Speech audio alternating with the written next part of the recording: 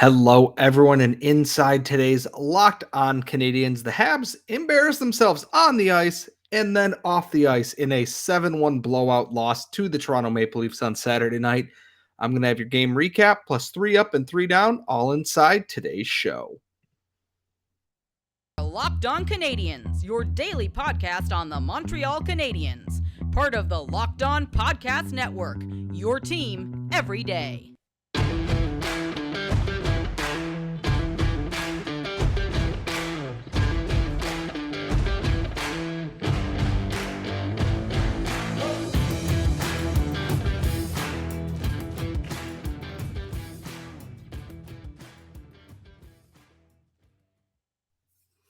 Hello, everyone, and welcome to episode 819 of Locked On Canadiens. And today's episode is brought to you by HelloFresh. Skip trips to the grocery store and count on HelloFresh to make home cooking fun and affordable. That's why it's America's #1 meal kit. Go to HelloFresh.com/NHL60 and use code NHL60 for 60% off plus free shipping. I am, of course, your host. I am Scott Matla, and this is, of course, Locked On Canadiens, your daily Montreal Canadiens podcast. You can find us every single day wherever you get your daily podcast or on YouTube if you have subscribed. Let's get into things here. Saturday night is all right for everything except the Montreal Canadiens playing hockey against the Toronto Maple Leafs. And I thought after the Canadiens played the Capitals on Thursday, where they played a pretty solid game, and admittedly the Capitals probably reeling after being eliminated from the playoffs at that point, I thought, okay, maybe against Toronto, who are resting some of their players because, they're playing for whatever it may be, that the Habs might have a little, fight in them, a little bit of a gumption going into this one here. They did not. It's rare this season that I feel like I've said the scoreline reflects the effort in a game. 7-1 might have been a generous scoreline for the Montreal Canadiens, where the only person who appeared to show up for most of this game was goaltender Samuel Montembeault. And to be very honest with you, not a recipe for success. Penalty kill wasn't good. And admittedly, yeah, the Leafs should be scoring goals at will against this Canadiens team. They're down to the last fumes of gasoline that existed 10 years ago inside their gas tank right now. They're looking like a team that has lost a lot of talent due to injuries, and this is the result they deserved in this game. Across the board, it was just not an effort you wanted to see. As I've said many a time here, is that I don't care if they lose. I care if they lose and it doesn't look like they give a crap. And in this game, they gave less than a crap, whatever that may be. It was embarrassing to watch. And I was watching on my iPad while I was covering the Rocket game. And at some point between the fourth and fifth goals, I just kind of went, nah. And I just turned it off. And I'm kind of glad that I did because, and we will get to the Chris Wideman discourse in a little bit here. It was embarrassing. Michael Pezzetta fought Wayne Simmonds to try and get anything going. Wayne Simmonds, old as he is a tough customer. And I'm a little bit disappointed in this, in that, go down swinging at this point. And I haven't looked at Tankathon today for my own well-being, but I believe the Canadiens they're still in fifth place. They haven't gone anywhere in a week at this point. They're not going to catch San Jose. And they can still potentially, thanks Philadelphia, who's lost 7 games in a row at this point. Just what the hell? They're likely picking in that 5-7 range, or likely 5-6. And on the bad news side of things, Florida keeps winning. They've won 6 in a row, which is unfortunate and extremely annoying. But what are you going to do? It was a rough game all the way around. Have a little pride in this, in that, they came unglued, admittedly. Joel Edmondson folded Michael Bunting like a chair, and Sheldon Keefe lost his mind and wonders why officials don't like him at all because, it's 5-1 and you're playing a lottery team and complaining about officiating. Bigger things at play. The whole part of this is that the Canadiens didn't come to play. And Toronto, even half trying in the back half of the game there, still absolutely took it to them. And they should have. And they didn't take their foot off the gas. And the game ended with the ATO, Jet Alexander, in net for the final minute 15, which good for him. We will, like I said, we're going to touch on Chris Wideman there in our next segment because I have a lot of thoughts about that. It just was not a good game. And I don't know if that's Martin St. Louis being outcoached because he's beaten Toronto twice this year, admittedly. But at this point, they don't have the talent to compete with Toronto. They don't. There's no one on this team. Nick Suzuki hits 40 assists in back-to-back seasons. Great. I love that for him. That's a milestone because he's played on two really bad teams here. What does this team look like with a functioning power play? What does this team look like with Cole Caulfield healthy for the entire year? Is Nick Suzuki a 55 assist guy? Maybe. I don't know. Someone asked in the mailbag last week, what is Nick Suzuki's ceiling for points? And I said 80 is not out of the question. 85 is not out of the question with a decent team around him. And Habs, thankfully, we are down to the final two games.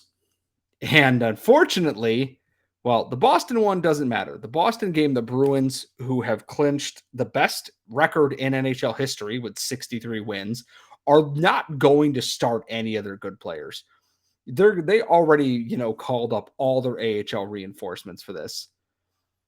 The game that's going to matter is the Islanders, who are sitting in 17th place. They have the last playoff spot. Pittsburgh is 1 point behind them. They are playing for their actual playoff lives. That game's going to be nasty. The Islanders are not an easy team to play against because they play a playoff brand of hockey in that they are mean, they are nasty, and the Canadiens at this point do not have a lot of mean, nasty pieces left. Bless Joel Edmondson, probably playing injured. Bless Michael Pezzetta. He's only 5'10" on a good day. I refuse to believe he's as tall as his elite prospects page says. They're not a team that is going to be able to keep up with that firepower there. And the Islanders are going for it. And when the Islanders go for it, they go for it hard. In the good news, the Rocket kept their playoff hopes alive. They play on Monday, the day you were listening to this. They are getting Jesse Alonen, Raphael Harvey-Pinard, Corey Schoenman, and Cayden Primeau back for the game against the Penguins on Monday night at Place Bell. Then they play the Marlies and they play the Crunch. They have to basically win all three of those games, and they still might not even make the playoffs. But that is a thing we will keep you abreast on as the week rolls on here. The Rocket schedule is tough, but they have a chance. All they need is Cleveland to lose one more time, and they will control their own destiny once again. But it is Monday, and that means we are going to get into our 3 up and 3 down. We talk about the ups, the downs around the Canadiens organization, the NHL, and hockey as a whole, and that's all coming up next. But first, today's show is also brought to you by our friends at FanDuel. Grand slams, no hitters, and double plays are back, and there's no better place to get in on the MLB action than FanDuel, America's #1 sportsbook. And that's because right now, new customers can step up to the plate with a no-sweat first bet up to $1,000. Just go to FanDuel.com/lockedon to sign up, place your first bet, and get up to $1,000 back in bonus bets if you don't win on your first bet. You want to watch Aaron Judge hit dingers? Do you want to watch Adam Duvall of the Boston Red Sox continue his torrid pace to start the season? You can build a same-game parlay with your favorite matchup in the day to try and increase your winnings. So don't miss your chance to get a no-sweat first bet up to $1,000 when you join FanDuel today. Just go to FanDuel.com/lockedon to sign up. And remember, FanDuel, the official sportsbook partner of Major League Baseball. And also us here at Locked On. Please make sure you gamble responsibly. We're in our 3 up and 3 down segment here. And I have my 2 downs, maybe 3 for this week here. The first one is, and I believe this was a cap related thing that I was unaware of, so I may eat crow live on air with this. Going into the last 2 games, Sean Farrell has not been in the lineup. while guys like Chris Tierney and Rem Pitlick, etc., have been in the lineup. And in a season where nothing matters anymore, I would like to see the young guys play more. From what I understand is they might not have the cap space to make that work and then do their recalls. This is why I am not a capologist. If that is the reason, okay, I understand it. If that is not the reason, I don't get it at all. If you're going to lose, you might as well lose with young guys playing big minutes. And that's really all I've got to say on that for right now. And speaking of young guys, it was a very tough week for Cayden Primeau. He was great coming into this week in the AHL. Absolutely lights out. Winning big games on the road for the Rockets, starting something like 24 of 27 games or something like that down the stretch for the Rocket. He's been immense. Against the Red Wings, he got lit up. Admittedly, Canadiens never looked like they showed up. Samuel Montembeault sends his regards in that department there. And on Friday night against the Cleveland Monsters, the biggest game of the Rocket season, beating Cleveland head-to-head, very likely gave them enough cushion and runway that they controlled their own destiny into the playoffs. And the Rocket went down 1-0, and then we're up 4-2 in this game. They were leading in a big way, and then everything fell off. Primeau was not where they needed them, making saves on the penalty kill. The Rocket were undisciplined. They lost their biggest game of the year 5-4 after leading 4-2 going into the third period. And that's a tough pill to swallow. I'm not ready to declare that his time as a prospect or a realistic option is over yet, because I've seen him at his best. And he was again at his best down the stretch here, except for this game. Kevin Poulin bounced back, won a big game in Syracuse on Saturday night, which is helpful, as along with Cleveland losing in Belleville, also very good. It was a tough week for Cayden Primeau on the back half there. And I'm interested to see, he's likely starting against the Penguins, and we're going to see if he bounces back, because he had a game like this last year, and he came back in, and he was absolutely dialed in for the playoffs. If they make it and Primeau is ready to go, they can make a lot of noise again there. It was a real tough week for him, but I think I'm hoping that he's going to bounce back, because if not, there's Kevin Poulin and there's Jakub Dobeš, both who are ready to go and ready to take it on. And they got offensive reinforcements. They got a real deep team going in against not Pittsburgh, Wilkes-Barre, Scranton, Toronto, and Syracuse, depending on the Canadiens games in here. But there's a good chance that they can make things happen if Primeau is solid. Let's get to the big story here. As I said, the Montreal Canadiens lost 7-1 to the Toronto Maple Leafs. They got embarrassed on the ice. They absolutely got stepped on. And there's not much you can say. It's not like, it was a fluky goal where they won 3-2 or something like that. No, they ran you out of the building. So badly so that in the final minute 15, Toronto, playing an emergency backup goalie because they needed to create cap space to sign Matthew Knies, which is a very weird cap circumvention tool that I don't think I love, but it is what it is, because I'm sure the Canadiens have done it too. They put in their ATO goalie, Jed Alexander, who was coming from, I believe, U Sports, that they had signed for this game to sit on the bench behind Ilya Samsonov.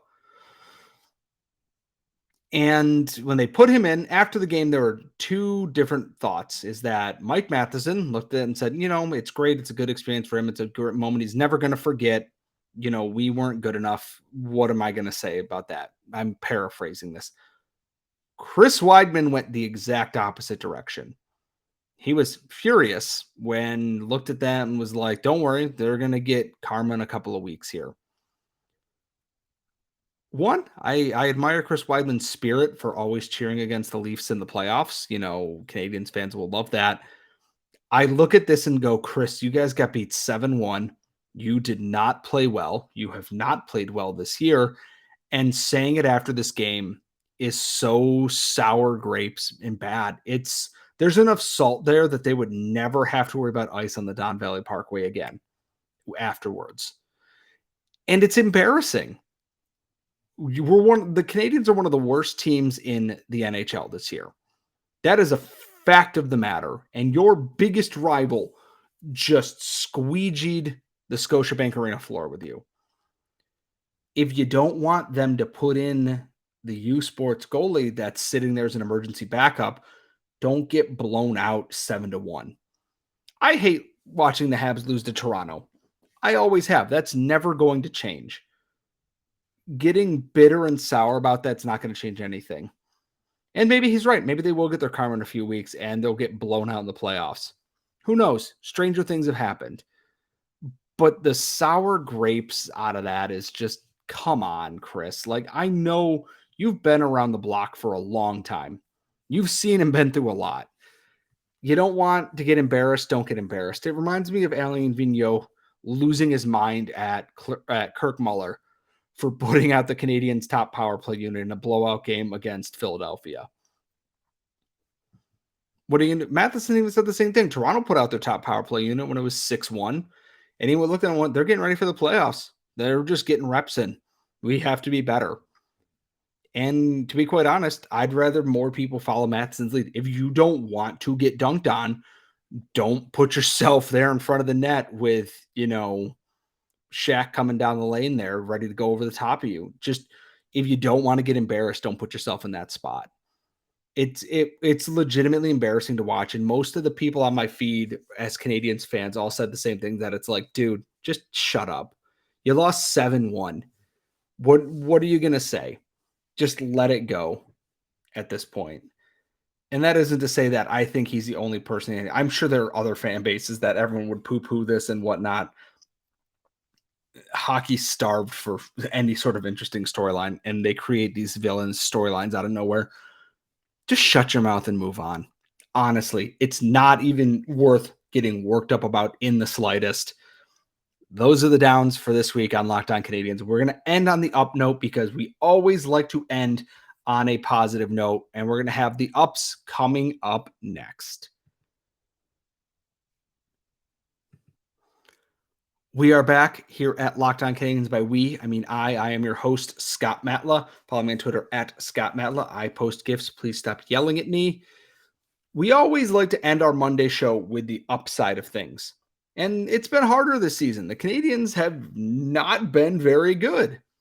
What are you going to say about that? They have not been very good. This week, though, I do like finding these little itty-bitty things here. And one of the big ups this week is Yoel Armia. And I've given Yoel Armia a lot of crap this season. A lot of crap. And I talked about it in the recap episode after the Capitals game. He's a guy who, between COVID and injuries and apparently upper respiratory infections, which I'm not a doctor, I'm not a virologist, I'm not even going to try and hazard a guess at that. Yoel Armia's had a very tough year. His contract's not great, but he's not at fault. He was always going to sign a very valuable contract. Marc Bergevin probably should not have offered him that much money, but I'm not going to fault him for taking. I'm never going to fault a player for signing for a buttload of money. I would do the same thing even if I'm not qualified for that spot or worth that much money. Against the Capitals, Yoel Armia had a hat trick, and it was good to see him in that form. And it's a shame we don't get to see it more often. Because when Yoel Armia is on his game, and I mean on his game, we saw it in the playoffs, we saw it in the bubble a little bit. When he's on, he is such a monster on the puck in that he is able to cycle himself around the zone. He's able to utilize his heavy shot. The Canadiens players said he has the best shot on the team. And you watch him sometimes just rip these effortlessly. Upper corner, slap shot, bar down. It's just inconsistent. And against the Capitals, he had 2 goals, one of which just yes, he was uncovered, and yes, it was shorthanded, but he still scored that goal. And I look at Yoel Armia and the empty net goal he scored. His initial chance from center ice got blocked, and he hustled after that.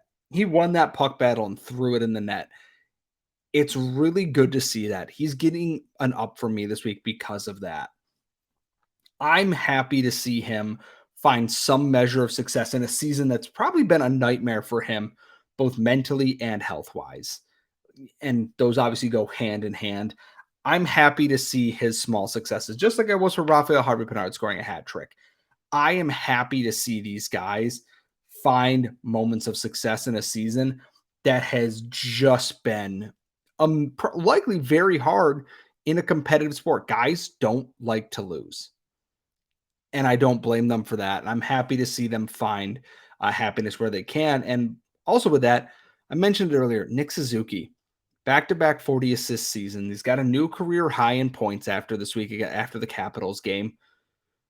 He's that guy. There were people wondering how he's going to handle the pressure of the captaincy. And I think he's handled it pretty damn well.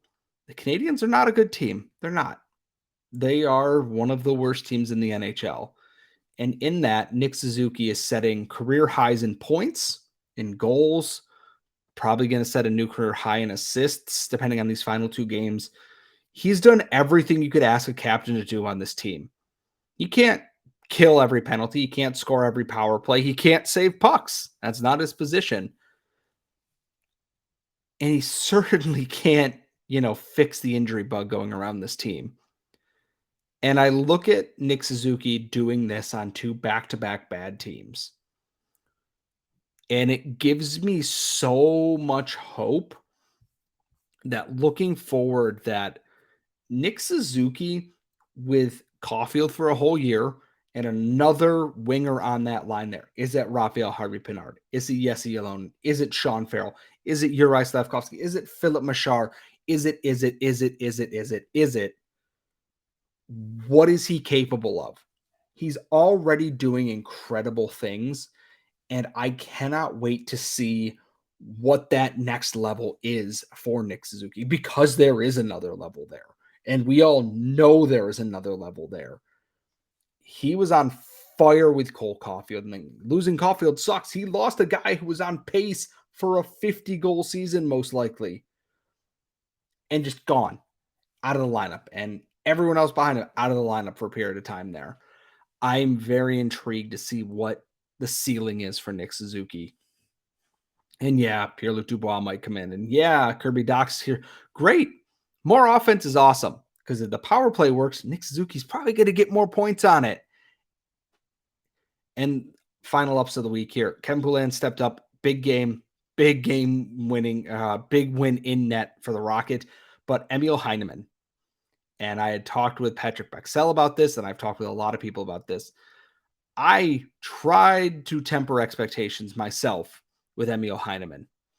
Since he has come over from Sweden, he has points in 8 straight games. He got a secondary assist on a goal in Syracuse. So his goal streak is over. That ended at 7 games. Yeah, 7 games, 7 goals. Dude was on fire. But his point streak has continued. He has 8 points in 8 games. He is helping to turn the Rocket around in such a big way. And here's the thing is, there will be a leveling out here at some point, but he's engaged. I notice him in all the right ways, and he is so good at putting the puck on net. As Patrick put it, he shoots through people, not around them, not for rebounds, not for deflections. He's going to take that puck and he wants to put it through your chest like a Mortal Kombat fatality. And he's pretty good at doing that. He's such a huge piece of this Rocket team pushing for that last playoff spot. Because if he hadn't come in, I'm very curious where the Rock would be. Probably not in a playoff spot as we speak right now. He's been very good. And also, Jayden Struble got his first professional point earlier this week in, I believe, the game against Cleveland. And I am slowly becoming a believer in Jayden Struble. I watch the way he skates and he reacts and he does everything. There is work to be done. He is not a polished prospect, but his skating ability, his athleticism, I think he's closer to an NHL spot than many people might be willing to think or believe, because he brings such unique traits in that Jordan Harris plays very well with his mind, and so does Jonathan Kovacevic. And Harris is a very good skater, but they lack some of that athleticism and sizzle to their game, and that is what Struble possesses. He has freak strength. He is willing to try those risky plays. He's going to be a big feature on this Rocket team next year. I can already tell that. And the Canadiens are, quite frankly, looking at a real logjam of pieces here, because you have Edmondson, you have Savard, you have Goalie, you have Wideman another year, you have Jack Eye, you have Justin Barron, you have Jordan Harris, you have Jonathan Kovacevic for another 2 years. You have Jaden Struble now. You have Logan Mailloux coming in. You're likely going to re-sign Nicholas Baudin, who's been very good for the Rocket. You have Matthias Norlinder. Adam Engstrom is out in the wings. He's another year in Sweden still, but there's going to be log jams here. And Struble is part of that, and that's a good thing. It's good to have options. As we learned this year, you can never have enough prospects in the AHL, apparently. Just count me as someone who's becoming a big fan of Jaden Struble here. As always, if you want to share your 3 up and 3 down, drop them in the comments below. Tweet us at @LO_Canadiens. You can tweet me at Scott Metla on Twitter, my co-host at The Active Stick. We will be back after the Rocket and Penguins game tomorrow. I will have your update on that and other Canadiens news around the NHL. We're going to start looking ahead to the offseason a little bit. We do have a big guest lined up for later on this week with a couple of big episodes out of that. As always, folks, we will see you all next time.